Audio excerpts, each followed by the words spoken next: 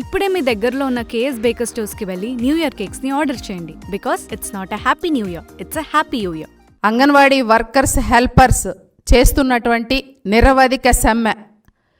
రాష్ట్ర వ్యాప్తంగా 1,05,000 మంది అంగన్వాడీ వర్కర్సు హెల్పర్సు బయటకు వచ్చి ఏదైతే జగన్మోహన్ రెడ్డి గారి ప్రభుత్వం అధికారంలో రాకముందు రకరకాల హామీలు ఇచ్చి పాదయాత్రలో అంగన్వాడీ అక్క చెల్లెమ్మలను ఆదుకుంటాను, నేను అధికారంలోకి వచ్చిన వెంటనే అంగన్వాడీ అక్క చెల్లెమ్మలకు జీతాలు పెంచుతాను, తెలంగాణ కన్నా ఎక్కువ జీతాలు ఇస్తాను అని చెప్పి మోసపు మాటలు చెప్పి అబద్ధపు మాటలు చెప్పి అధికారంలోకి వచ్చి ఈ 4.5 సంవత్సరాల కాలంలో ఏ ఒక్కరోజు కూడా అంగన్వాడీ అక్క చెల్లెమ్మల సమస్యల గురించి కానీ వారికి రావాల్సినటువంటి పెండింగ్ బిల్స్ గురించి కానీ ఏ రోజు కూడా వాళ్ళకు సంబంధించినటువంటి విషయాలపై చర్చించినటువంటి పరిస్థితి లేదు.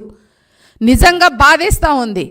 రాష్ట్ర వ్యాప్తంగా 16 రోజుల నుంచి ఇంత పెద్ద ఎత్తున 1,00,000 మంది పైన ఈరోజు వచ్చి రోడ్డు మీదకి వచ్చేసి నిరసనలు తెలియజేస్తూ ఉంటే ఈ కళ్ళుండి చూడలేనటువంటి ముఖ్యమంత్రి జగన్మోహన్ రెడ్డి గారు ఎక్కడున్నారు? తాడేపల్లి ప్యాలెస్లో దాక్కొని మాకు అర్థం కావట్లా. అంతమంది మాట్లాడితే నా అక్క చెల్లెమ్మలు, నా ఎస్సీ, నా బీసీ, నా మైనారిటీలు అని చెప్పేసి అక్క చెల్లెమ్మలు అని చెప్పేసి దగ్గరకు తీసుకొని తల మీద చేతులేసి నేను పెద్ద ఎత్తున అక్క చెల్లెమ్మలకి న్యాయం చేస్తానని చెప్పి నిరంతరం అబద్ధాలు చెప్తూ ప్రతి సభలో గుండెలు బాదుకుంటూ మాట్లాడుతూ ఉంటారు ఈ ముఖ్యమంత్రి గారు. కానీ ఇంతమంది అక్క చెల్లెమ్మలు వచ్చేసి 16 రోజులుగా కుటుంబాలను వదిలేసి వాళ్ళ యొక్క సొంత పనులు వదిలేసుకొని పిల్లలను వదిలేసుకొని చిన్న చిన్న పసిపిల్లలను కూడా తీసుకొని వచ్చి ఎండలో కూర్చొని మండల కార్యాలయాల ముందు రకరకాల ధర్నా చౌకుల్లో ధర్నా చేస్తూ ఉంటే కనీస స్పందన లేదు ముఖ్యమంత్రి గారికి.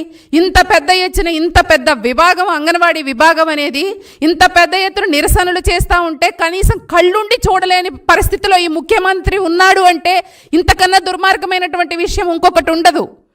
ఈరోజు చూస్తే ప్రతి వర్గం అంతే. అంగన్వాడీలు వచ్చారు, ఈరోజు పారిశుద్ధ కార్మికులు, అలాగే చూసినట్లయితే మిడ్ డే మీల్స్ వర్కర్స్, అలాగే ఆశా వర్కర్లు, అలాగే నిన్న తన సొంత సైన్యంలా పెట్టుకున్నటువంటి వాలంటీర్లు, ఇట్లా ప్రతి ఒక్క వర్గము రోడ్డు మీదకి వచ్చేసి 4 లక్షల పైచిలకు అన్ని వర్గాల వాళ్ళు బయటకు వచ్చేసి ఏదైతే మా డిమాండ్స్ నెరవేర్చాలి, మాకు పెంచుతానన్న జీతాలు పెంచాలి అని చెప్పేసి వాళ్ళు నిరసనలు తెలియజేస్తూ ఉంటే కనీసం ఈ ముఖ్యమంత్రికి బాధ్యత ఉందా అండి? నిన్న చర్చల పేరుతో అంగన్వాడీ వర్కర్స్ని పిలిపించుకొని చర్చల పేరుతో అర్ధరాత్రి పూట బొత్స సత్యనారాయణ గారు, సకల శాఖ మంత్రి సజ్జల రామకృష్ణారెడ్డి గారు ఏమి వాళ్ళకి హామీ ఇచ్చారు?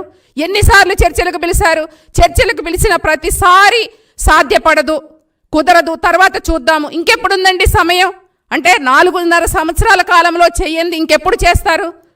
అదే పొంగల్ వెళ్ళిన తర్వాత సంక్రాంతి అయిపోయిన తర్వాత మాట్లాడదామని, అలాగే నెక్స్ట్ ఎలక్షన్స్ అయిపోయిన తర్వాత మీకు జీతాలు పెంచుతామని, అంటే మీరు ఏ విధంగా బాధ్యతారహితంగా మాట్లాడుతూ ఉన్నారు? అంటే మళ్ళీ ఎలక్షన్స్ అయిపోయి మళ్ళీ మీరే వస్తారని కళ్ళగంటా ఉన్నారా? దానితో పాటు సిగ్గుండాలి.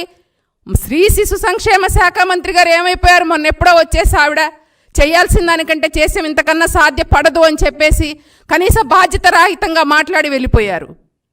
కనీసం ఆ శాఖ మంత్రి లేకుండా ఏమండి వీళ్ళు చేసినటువంటి సంప్రదింపులు ఏంటి? అంగన్వాడీ వర్కర్స్తో హెల్పర్స్తో ఎక్కడికి వెళ్ళిపోయారు ఆ శాఖ మంత్రి గారు? ఇదేనా మీరు ప్రజలకు ఇచ్చేటువంటి మహిళలకు ఇచ్చేటువంటి గౌరవం ముఖ్యమంత్రి గారు?